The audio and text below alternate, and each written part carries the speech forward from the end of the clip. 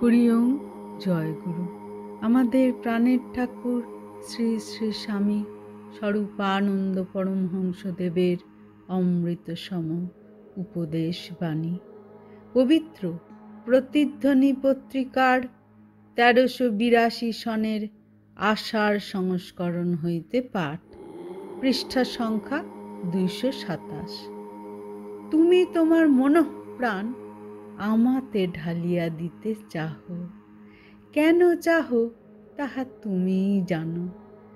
কিন্তু আমাকে কি কখনো সমুদ্রের চেয়ে গভীর, আকাশের চেয়ে উদার, হিমালয়ের চেয়ে ঊর্ধ্বগামী, নক্ষত্রগণের ন্যায় উজ্জ্বল এবং সূর্যদেবের ন্যায় আলোর উৎস বলিয়া বুঝিয়াছ?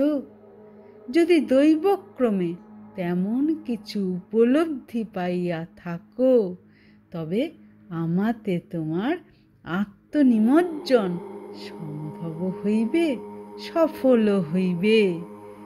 আমাকে যদি রক্ত মাংসে গড়া একটা মানুষ, দোষে গুণে গড়া একটা জীব, ভালো মন্দ্রের মিশ্রণে একটা ব্যক্তি বিশেষ মাত্র বলিয়া প্রতীত হইয়া থাকে, তবে এই আত্মনিমজ্জন সম্ভব হইবে না।